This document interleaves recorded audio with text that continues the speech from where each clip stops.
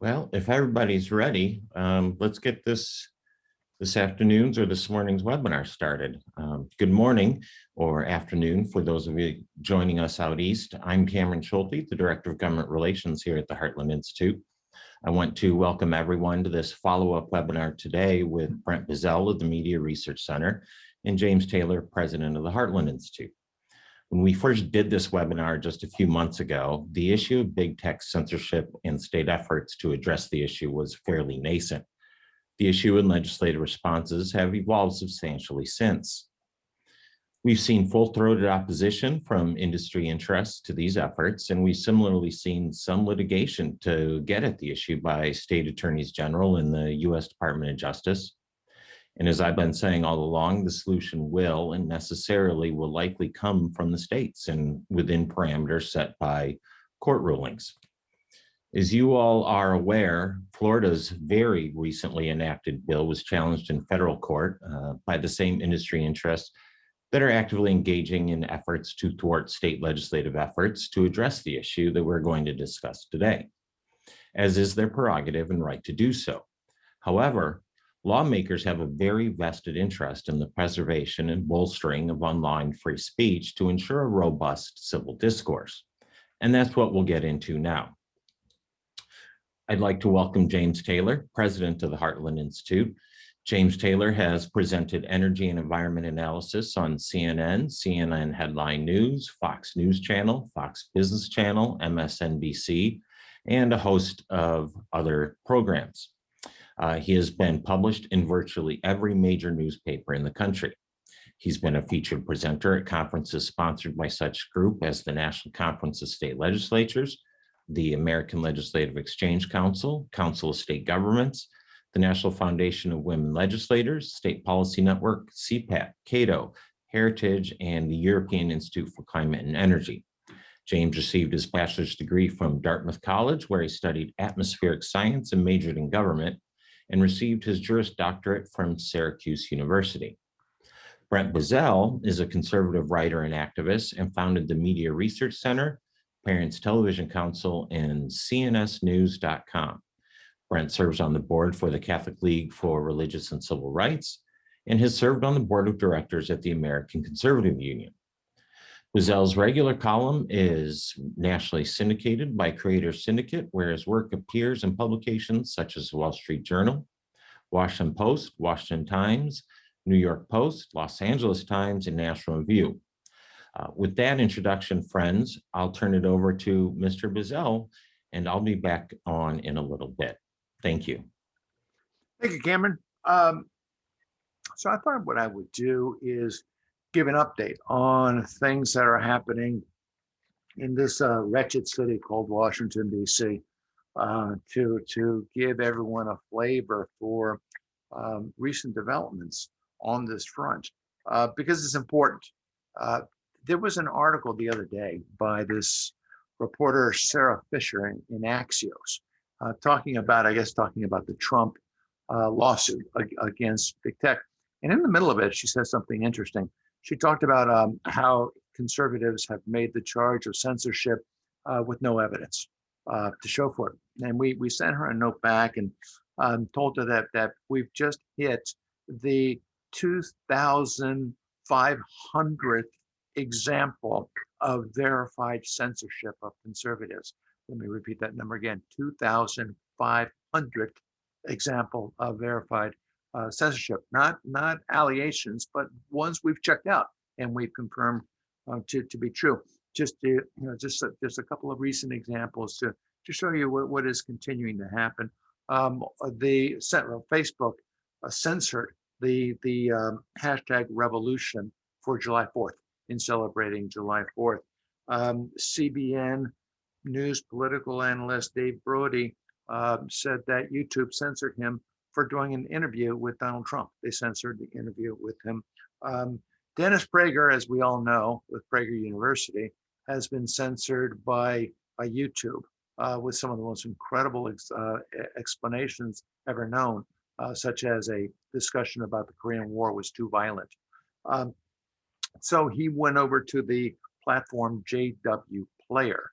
JW Player has now censored Dennis Prager.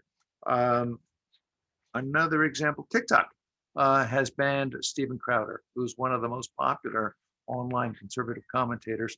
He's now been banned from TikTok. SoundCloud, which is an online audio platform, has deplatformed New York Times bestselling author Andy Ngo. YouTube suspended Right Side Broadcasting Network from its platform and removed the news outlet's videos of former President Donald Trump's rallies. But there isn't censorship against conservatives going on. This is one of just dozens and dozens of recent examples. The left is going all out against conservatives, but it's not just the left as in the Biden administration. This is very, very telling. It's the left as in the Democratic National Committee. Let's remember that, because it is now a political party that is trying to censor conservatives. In this case, DNC, and this to me is just blowing me away. I just learned about this, and Tucker Carlson talked about this last night. They want to fact check SMN text carriers. They want SMS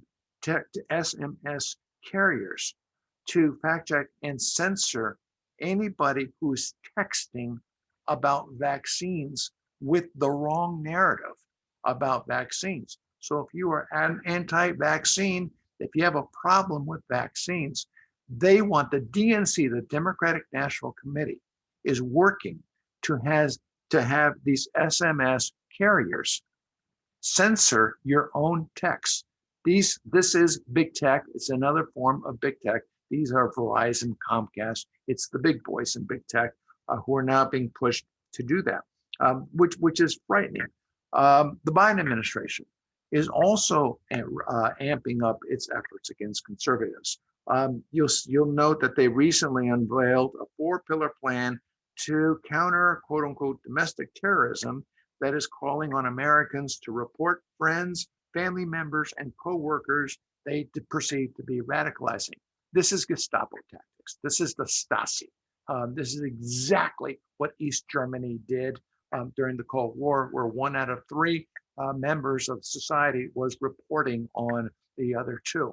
The Biden administration is asking people to do it. Well, why is that important? Facebook is already doing that. Facebook is also asking its members to rat other members that it believes are radicalizing.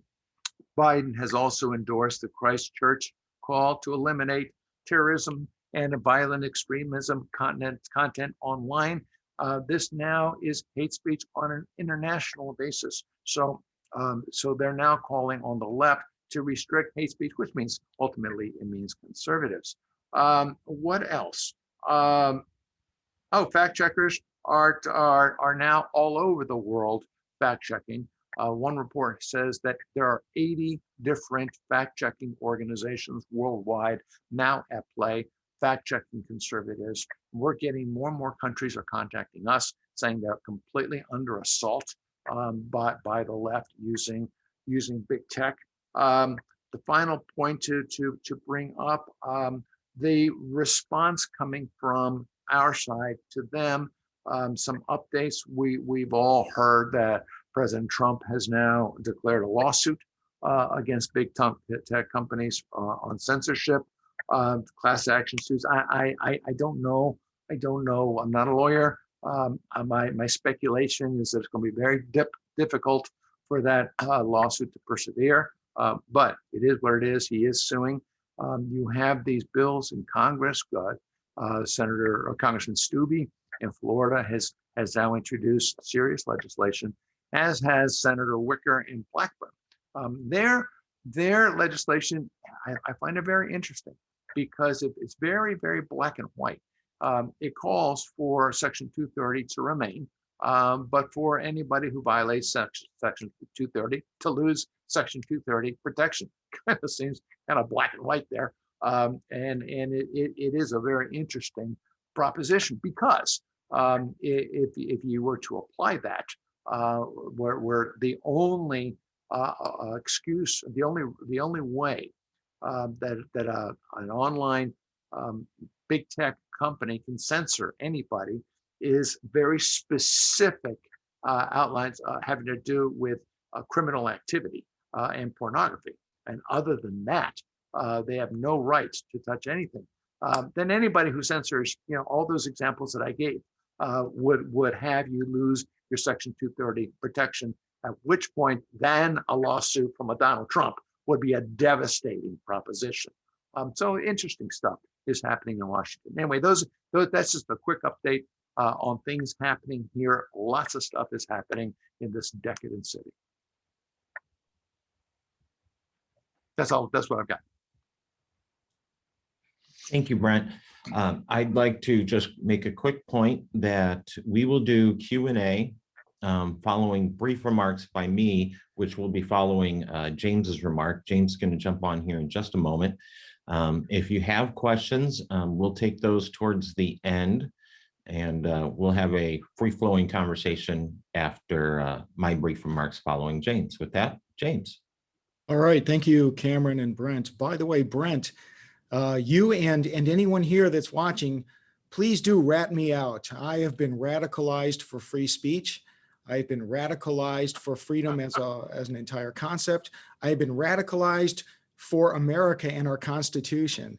And that is the type of thing that apparently is going to get people in a lot of trouble these days, but I will willingly take that on. Now, for today's session, I think the theme that I want to touch on is what can and should state legislators be doing? And because we all know what the problem is, and Brent laid it out very well. Here at the Heartland Institute, we've been censored. I personally have been censored. I laugh at the notion that conservatives or topics, political topics, have not been censored. Everybody knows that's not true. Let them try to argue that in the court of public opinion. But state legislatures do need to get involved. First of all, there really is currently no federal recourse.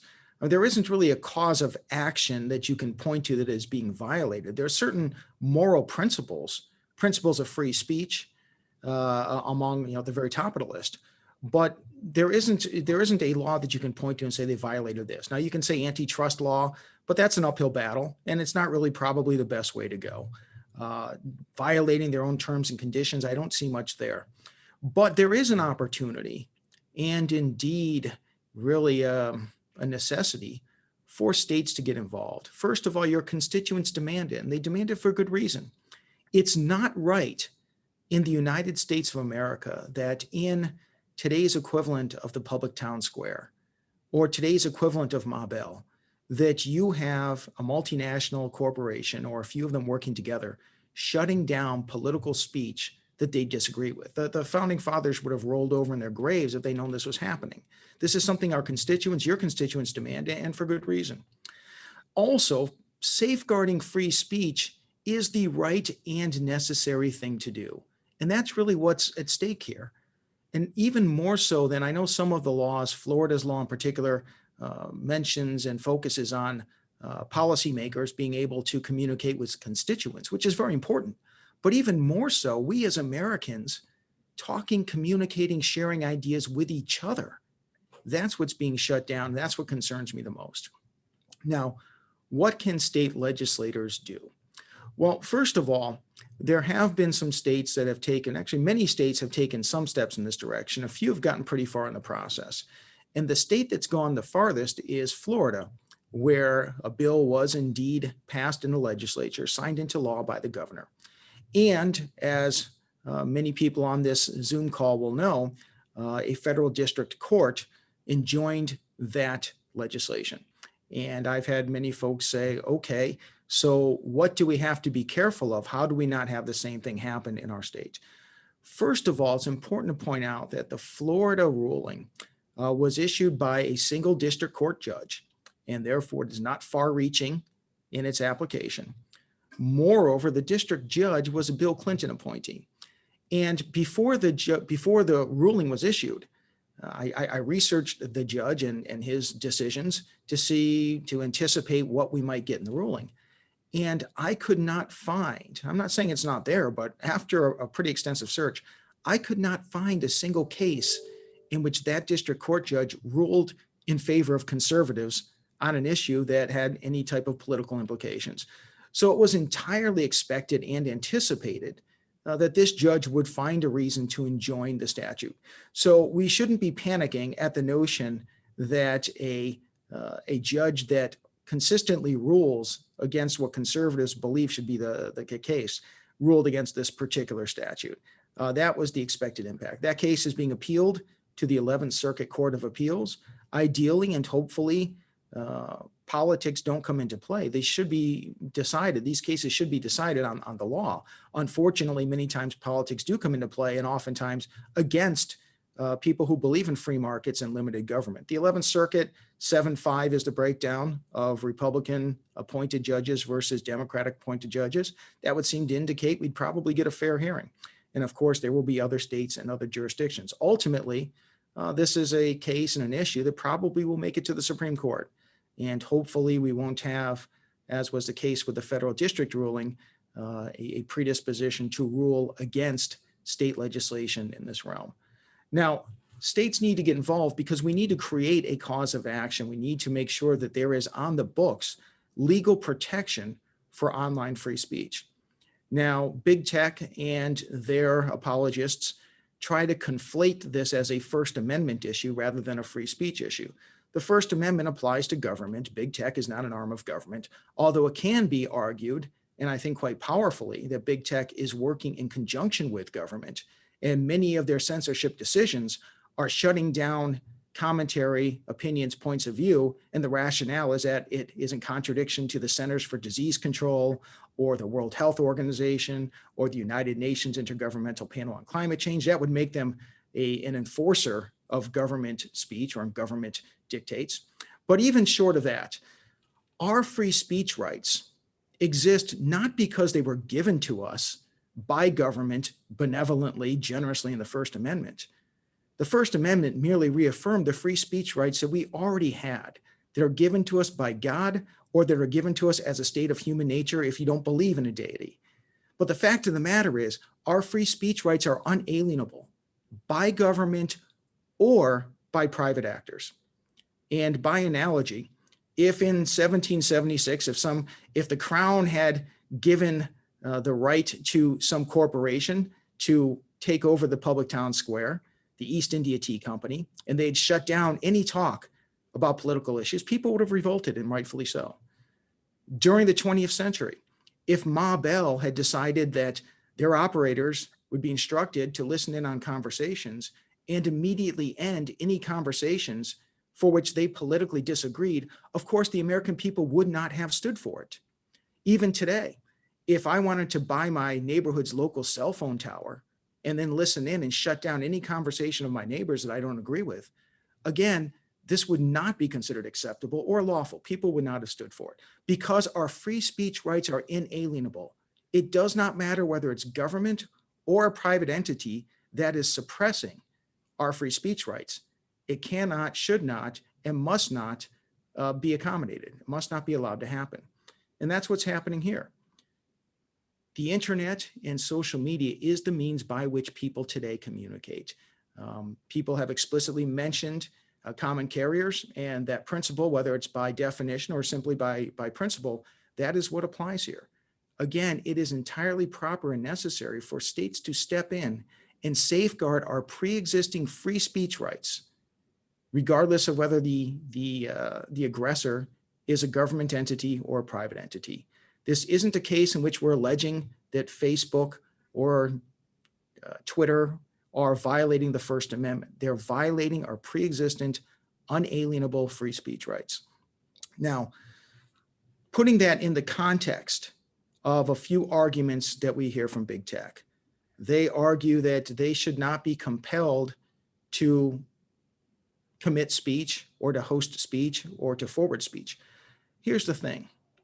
The big tech corporations made a deliberate decision to enter into, to capture, to dominate and control the venue by which our unalienable free speech rights are exercised. They made that decision. This isn't government getting involved in saying two companies that are competing to build a mousetrap. This isn't the case. They are deliberately entering a market, capturing a market, and engaging in nefarious activity in a market that is the primary mechanism by which Americans' free speech rights are exercised. It is entirely proper, reasonable, and necessary for government to continue to safeguard our free speech rights, whether or not some private multinational corporation is the one that has captured it and attempted to shut it down. I'm also amused when the tech industry talks about the inviolability and purity of free markets and property rights, and how state government in any way, shape, or form, if they get involved, that's improper. And hey, I'm sympathetic to that. I believe in free markets. The fact of the matter is, though, Section 230, which is the federal statute, which would, of course, preempt state law, that they hide behind and that they misinterpret to try to say that it preempts state legislative activity. And I'd be happy to address that during Q&A as to why Section 230 does not preempt state action here. But Section 230 itself is an abrogation and an infringement on free markets. It violates, it creates exceptions to common law and to liability. If you as tech companies demand the protection of Section 230, you don't have any moral or common sense right to argue that there should be no infringements on absolute free market purity. If we had free market purity, we wouldn't have 230 to be talking about in the first place. So let's hold them to that standard, and perhaps we can all agree on that. Secondly, the notion that that big tech puts forward that, again, that we should not at all get involved if there's a purity of free markets, a purity of property rights. Corporate law itself, the establishment of corporations, that again is an abrogation and infringement on free markets. Giving a private entity limited liability, which corporate law does, is an abrogation of free markets and an abrogation of common law. Setting up the system that is put in place that has facilitated the rise of large corporations is something that is created precisely because government got involved and created something that does not and would not exist in free markets and under common law. Now, we can argue about whether corporations are good to have or not good to have. We can argue about whether Section 230 is good to have or not good to have. But if you're taking advantage of that, if your very existence depends upon that, you don't have a consistently logical right to argue, therefore, that government cannot get involved in other ways, especially when it involves protecting unalienable free speech rights in the realm that you have purposefully targeted and sought to shut down. So that, in summary, is a little bit of the moral case, but also the legal case for states getting involved. And I'd be happy to, again, in Q&A, explain and map out why Section 230 does not prohibit state action. But there is no moral argument against this. The moral argument is on the side of state legislators defending and protecting our unalienable free speech rights. They cannot be abrogated by government or private entities. Back to you, Cameron. Thanks, James. Thanks, Brent. Really appreciate it. Good stuff. Again, I'm going to point out that we'll do questions exclusively in the Q&A or in the chat. So if you have questions, and we'll get to those in just a couple of minutes. My remarks are not going to be as detailed or erudite as Brent or James are. I did want to point out, I've been working with legislators in several of the states, in some ways hand in glove, helping them craft legislation to address this issue. What we've seen so far this past legislative session season, January to about now, we've seen about 70 bills introduced in a little over 30 states. Those bills have kind of taken on four forms, as it were.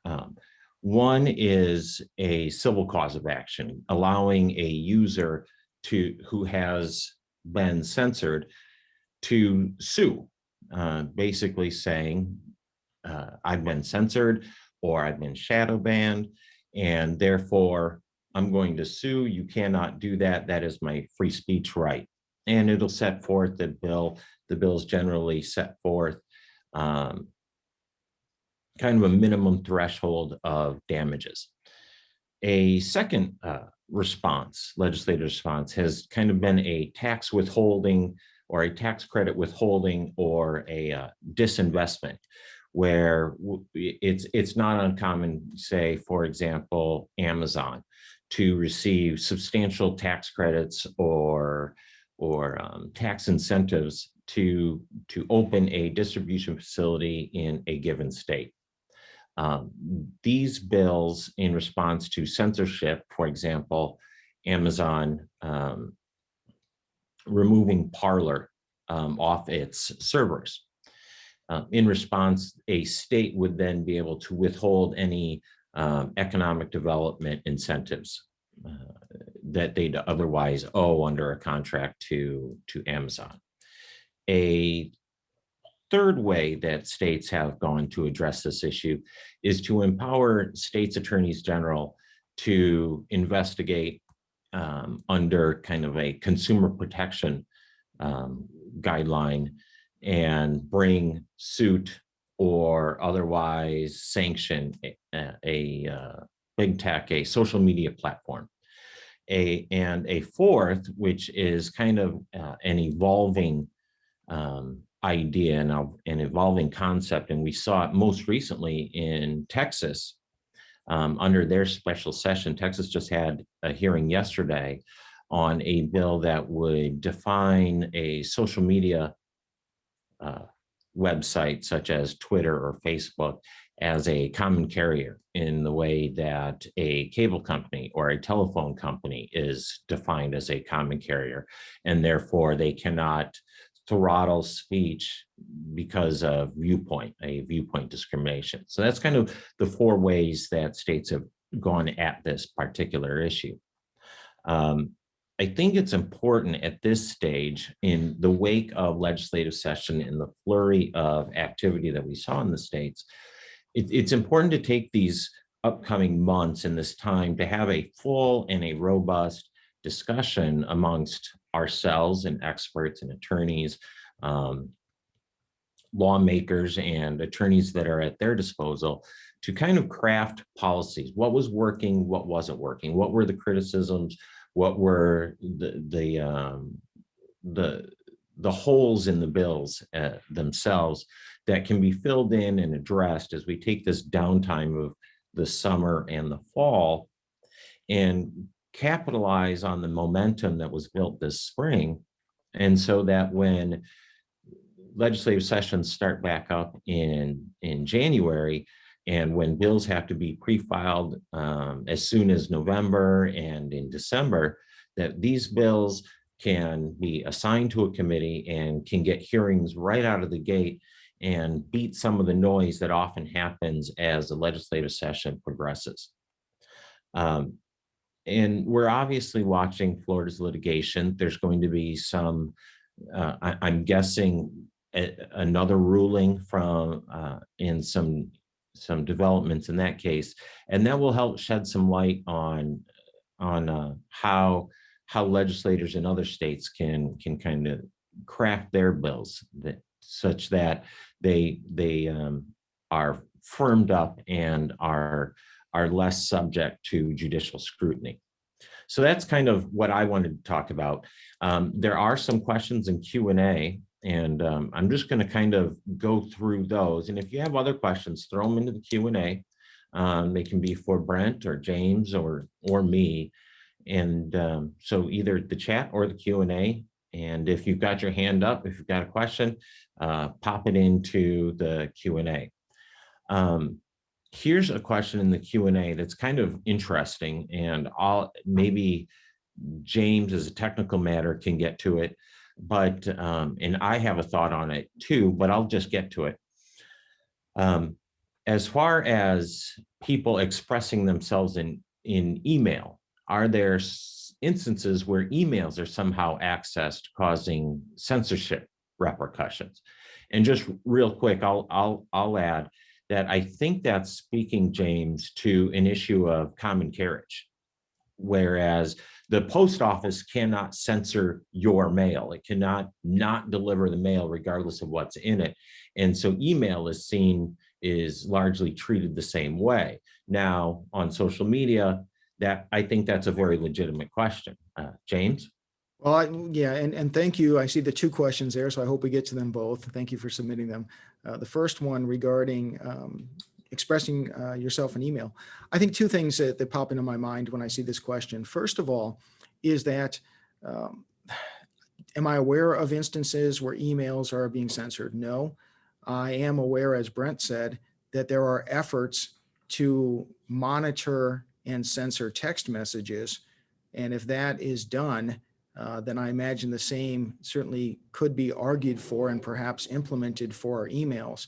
That is very, very troubling. If that were to ever be the case, that would be very dangerous. And there are people who are advocating for it. If they're advocating for it, for the censorship of text messages, certainly emails are not going to have any greater impediment for what they want to do.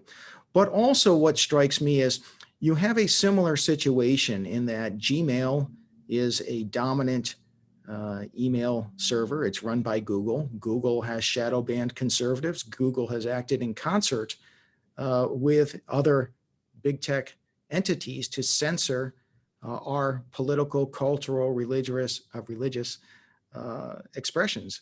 And for me, the fact that you have Google operating so much email makes me very concerned about that as well. But ultimately, what it boils down to is this. Some of us may still send emails. Some of us may still express opinion via the mail. Some of us may still express opinion in bars and restaurants. That's what people have done throughout the existence of our country from 1776 all the way through the 20th century to now. In the 20th century, people could still send mail to each other, if not email. People could still get together personally, but we would not have tolerated, and in fact, we did not tolerate Ma Bell utilizing their dominant market power, even if it's not the only way people communicate. It was a primary means of communication and the sharing of ideas. And we would not and did not tolerate Ma Bell censoring according to content. And I think the same would apply even if people are still using emails or something else. But I like the question. Thank you. Brent, do you have thoughts on that? Because you brought up the issue of censoring texts. Yeah, well, but I think what really troubles me is that an entity that is driving this train is the Democratic National Committee. Why does the Democratic National Committee believe that it should be working with these carriers, these SMS carriers, to stop people from talking about the vaccine, which they call dispelling misinformation? Why are they involved with this? This has nothing to do with the vaccine. This has everything to do with power.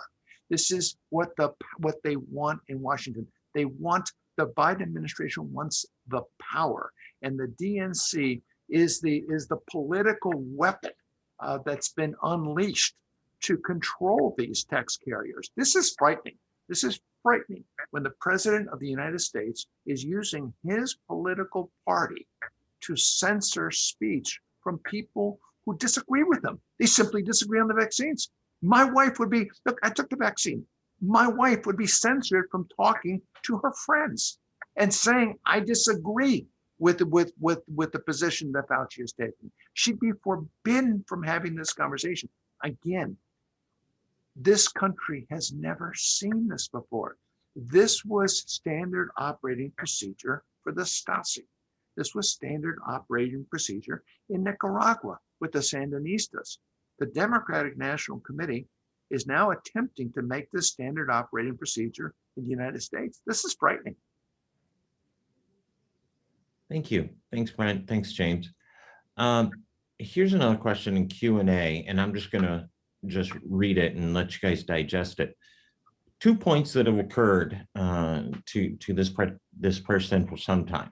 Are big tech firms not using their First Amendment right to stifle others when they eliminate certain platform postings they simply disagree with? And it seems to them, as a layman then, that they are acting as common carriers and therefore would be required legally to act accordingly.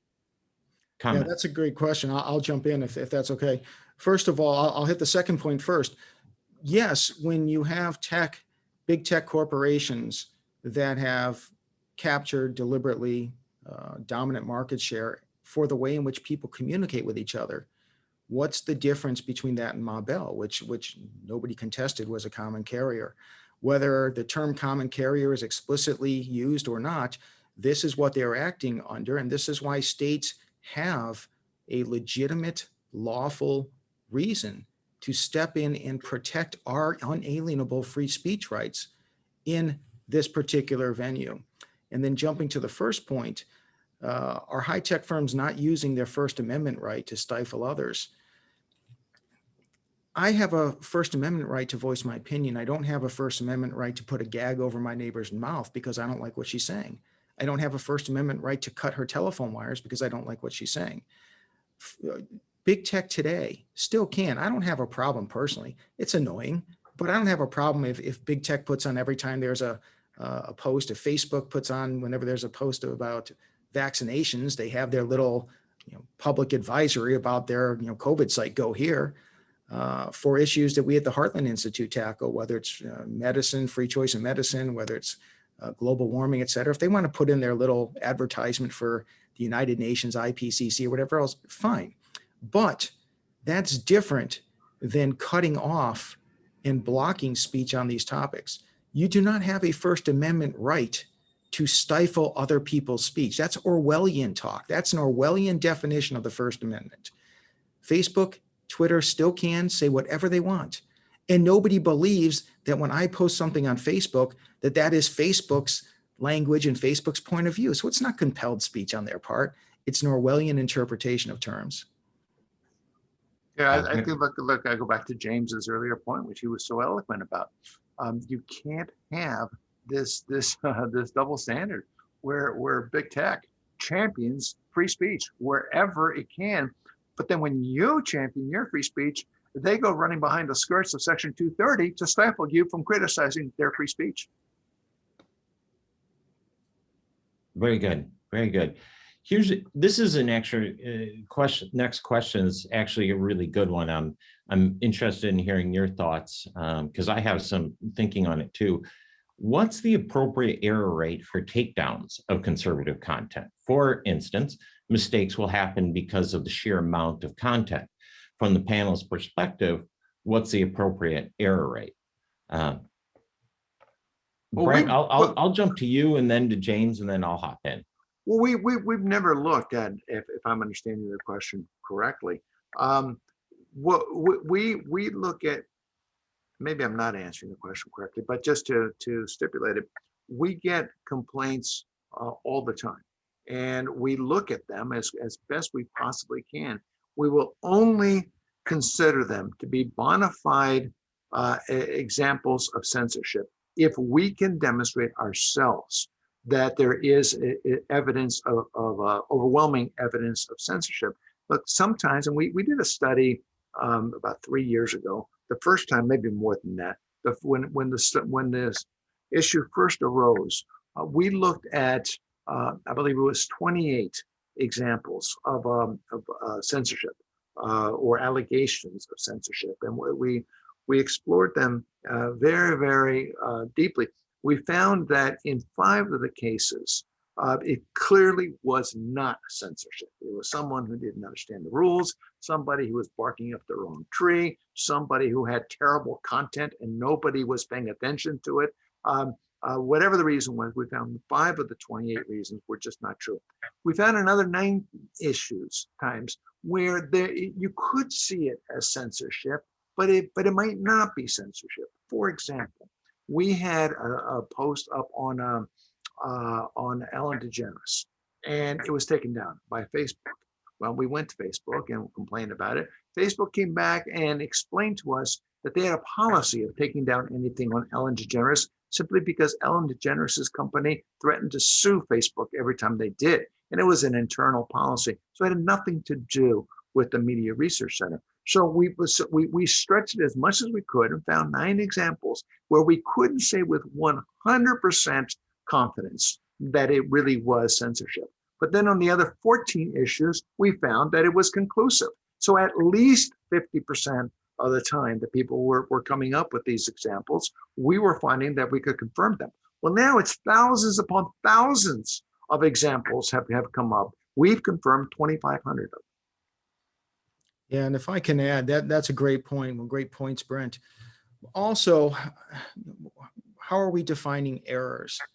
And I'll give you an example. First of all, one that's pretty clear: when you had the censorship of people pointing out evidence that the coronavirus originated in the Chinese lab. Right, right. Now, we don't have a definitive answer one way or the other, nor have we ever, but we've had evidence that certainly indicated that could be the case. And yet you had big tech appointing themselves the final and unchallengeable arbiter of absolute truth on this topic, and preventing Americans in the primary venue by which we share information and ideas with each other from even mentioning that.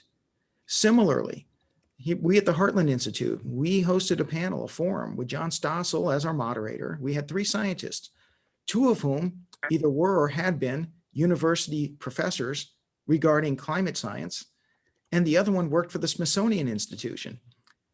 And YouTube took down that video, blocked it, would not let anybody see it or share it because they claimed that it was misinformation.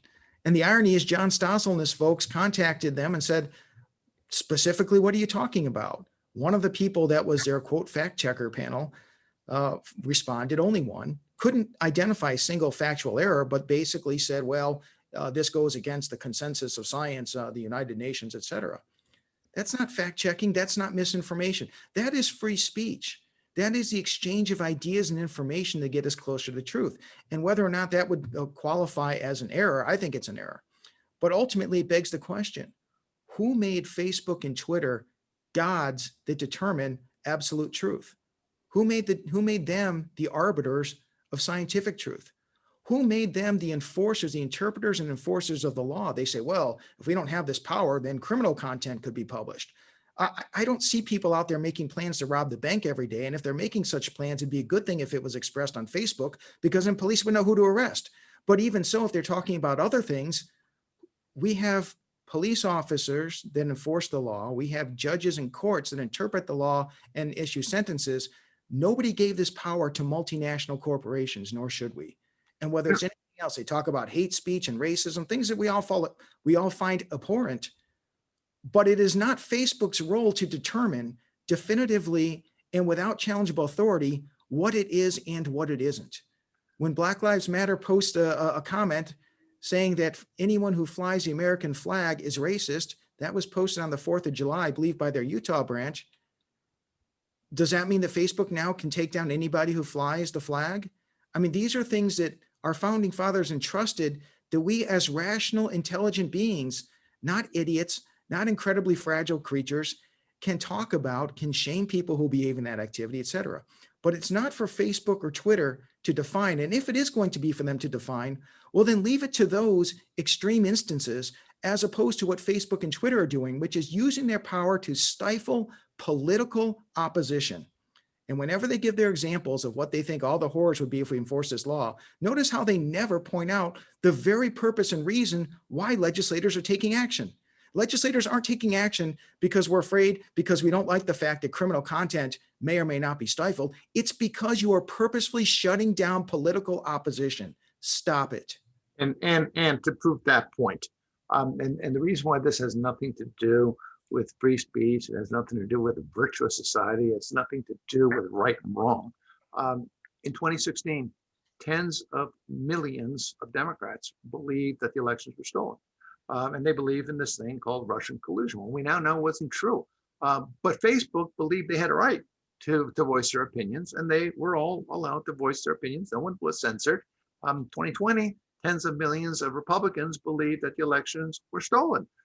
Now, I'm not speaking one way or the other about it. It doesn't matter. For the purpose of this discussion, they had an opinion, and they were shut down from having that opinion. So it's rather offensive to me intellectually to hear big tech stand on some kind of altar of impartiality when they pass these decisions. These are, as James just said, these are political decisions with a political agenda, and I think they need to be held accountable for it. I also think, I'm not a lawyer, but there's going to come that day, I think, where tortious interference is going to become an issue. I don't understand yet why companies like Prager University aren't suing along those lines, because people are being forbidden from exercising in commerce. Now, if these weren't monopolies, and they are monopolies, if they weren't, then I would say, well, they have a right to do that. But when you're controlling all the highways and you're saying that somebody's trucks can't get on those highways, then it is tortious interference. I think this needs to be looked at as well. So it is offensive that they surround themselves around some kind of high and mighty, a bold, noble undertaking, when it is ugly, ugly politics afoot. Yeah, Brent, if I can add, that's a fantastic point about tortious interference that had not come upon my radar until recently. We at the Heartland Institute are direct victims of this. We recently received an email from a popular political website. I won't give its name. I don't want them to be called out or shamed or whatever else. They're doing what they have to do. But here's the email that was addressed to us. One of our people had submitted an editorial on global warming that we would have every reason they would be publishing. They've done so in the past. But it says, quote, "I hate to do this, but we're not going to be able to publish the article that was submitted for tomorrow. Because it deals with climate change, it is one of those touchy hot topics that can get us, quote, fact-checked by the Facebook gods if it gets shared on their platform. That's true even if we don't share it from our Facebook page, but if a reader just happens to share it on their own page.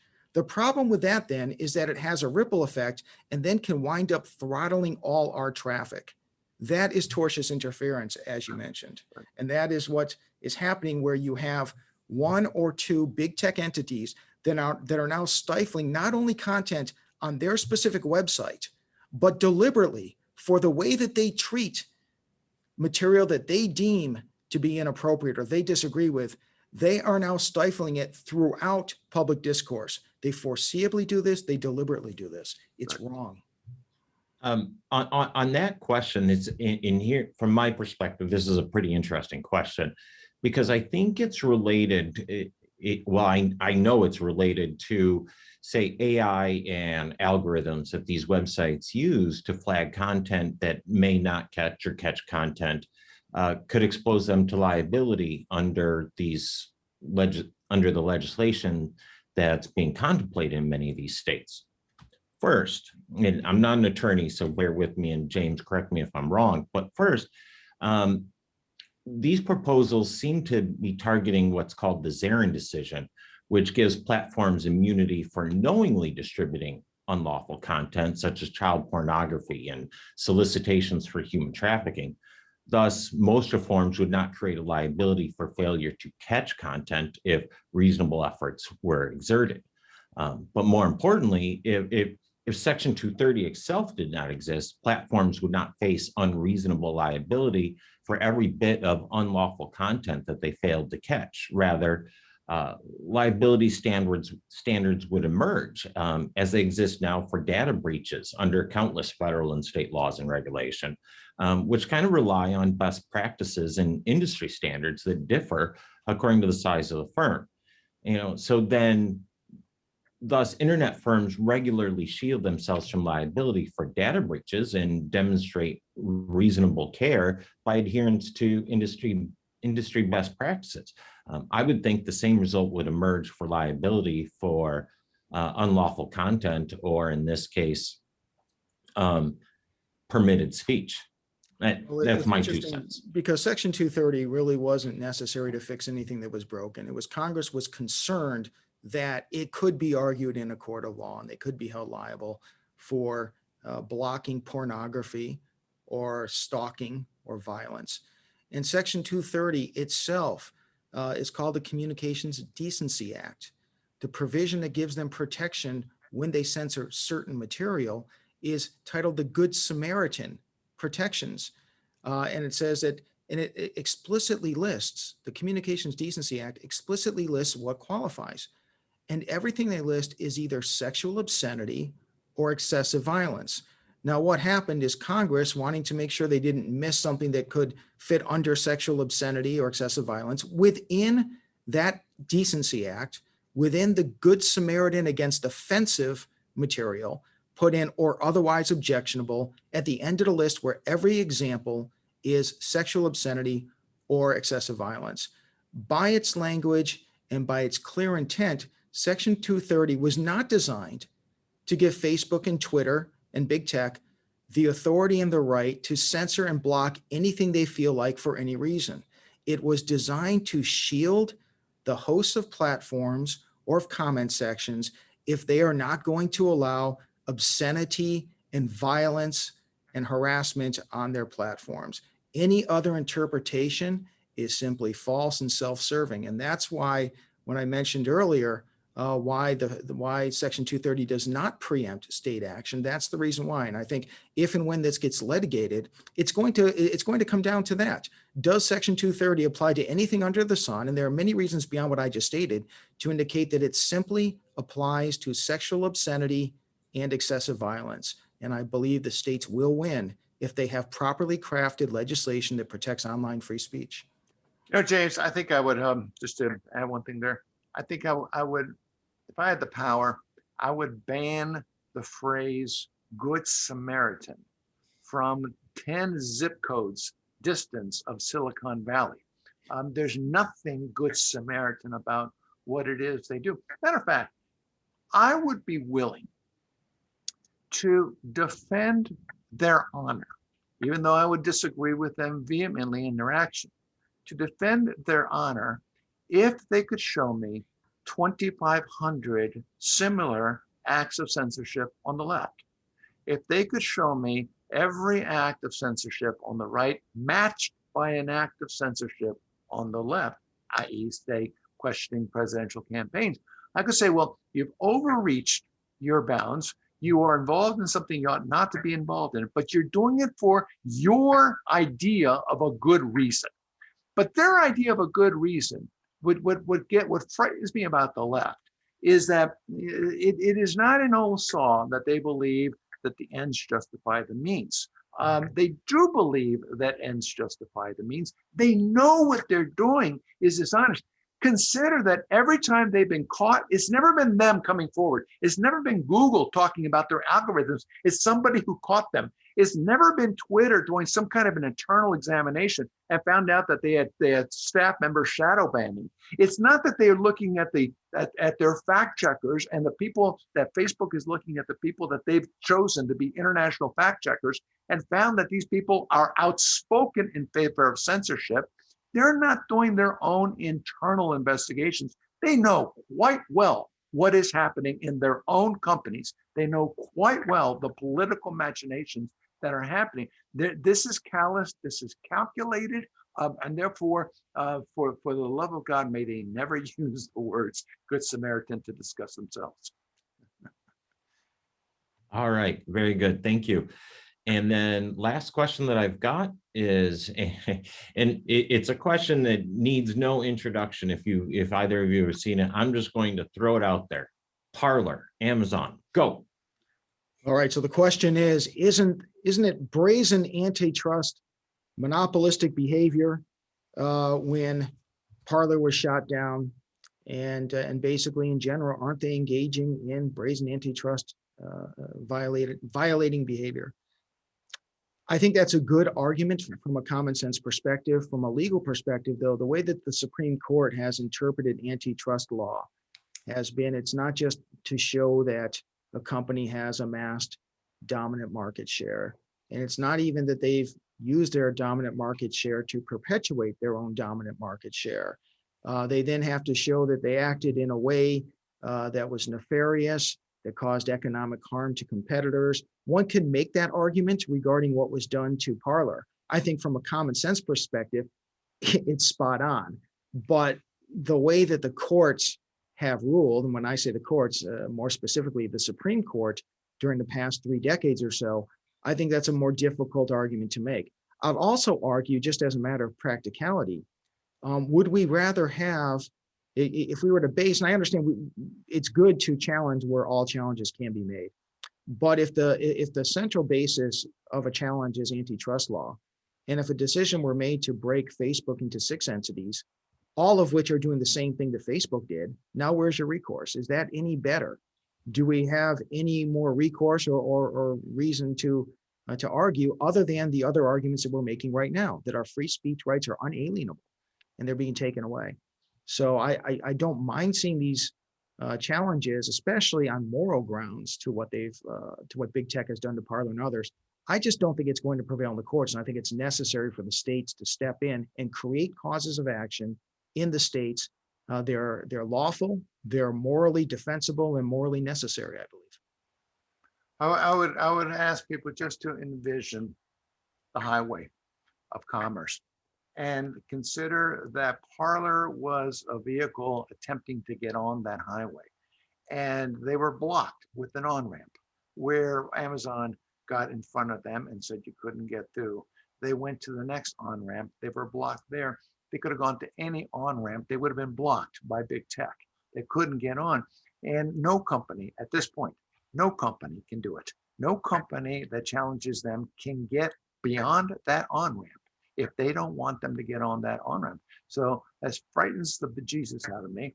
I love what Heartland is doing. I love the fact that Heartland has taken the lead. I agree completely that this has to be fought at the state. I think it has to be fought at every level. And I really do think that it has to be the number one cause for anyone who loves freedom. Without free expression, there is no freedom. And you have got a dictatorship, whether it's the dictatorship coming from Washington, whether it's a dictatorship coming from the corporate world, doesn't matter. And I think in this case, I think they're working hand in fist. I think you've got both coasts. You've got Washington, D.C. and Silicon Valley who are working. We're seeing the evidence of it. It's not me speculating. You're seeing the evidence of it. Look at the DNC where they're working, doing the work of big tech. It is a frightening proposition. So James, you're right. It's got to be challenged at the state level, wherever it can be. And I'm not being. No one's asked me to say this, but I am so grateful to Heartland for taking the lead on this, because it has to happen. Thank you, Brent. Heartland loves MRC, and we love the work that you're doing. So thank you. I would just add as an anecdote to that question about Parler. When I was in Tennessee, actually this spring, looking at meeting with legislators on related issues, quick pulled up their bills, their legislative website on my phone. Since we have all of that is now online and is mobile accessible, and in the URL was AWS Amazon.tn leg, so on and so forth. And I thought that was interesting, was that the legislative website is actually hosted by Amazon Web Services. And there is, as so far as I could ever tell, without knowing what that contract says, arguably Amazon could really hobble its clients, in this case, the Tennessee legislature, if it did not like what the Tennessee legislature was doing. Yeah. One other point also on this topic, I've heard big tech apologists say, for the longest time they said, well, you can build your own Facebook. And up until Amazon Web Services destroying Parler, I was sympathetic to that. I agreed with that point. I thought the market can and would provide an alternative, and the market did, and then it was destroyed by big tech acting in concert, its corporations acting in concert with each other. So now the argument is, well, then someone can build another web hosting service. Here's the problem. What you're saying, right now we still don't have a functioning alternative to Facebook and what they impose for their censorship on the American people. Maybe that can happen, maybe that won't. For it to happen would require such an enormous investment in time, energy, and most importantly, capital money. What it says is that 320 million Americans' unalienable free speech rights are going to be held hostage and denied them for as long as it takes until some extremely wealthy entity on their own volition and independent of the rest of us Americans decides to put something up, and hopefully that doesn't get destroyed as well. Our free speech rights are too important to be subject to that maybe happening someday in the future. While we don't have our free speech rights today, we didn't have them 6 months ago, we're not going to have them tomorrow, we're not going to have them next year probably. This is something that state governments should step, the federal government should too. But until and unless that happens, state government should step up and defend our rights right now. All right, with that, we have hit the 1 hour mark. I know Brent Bozell's a very busy man and needs to get to some other things. And I know everybody is very busy these days. So I want to thank everybody for participating and giving us questions and for your interest in this issue. I want to thank James, Heartland president, for participating in his contribution. And I also want a very, very big thanks to Brent for taking time out of his very busy schedule to participate in this panel as well. This will be on YouTube, on Heartland's YouTube channel. And yeah, maybe, right. And if anybody has questions, feel free to reach out to me at Sholty at heartland.org if you have questions or follow up. And again, we'll close this down with a very, very big thanks to everybody. Thank you, Cameron. Thank you all. Godspeed.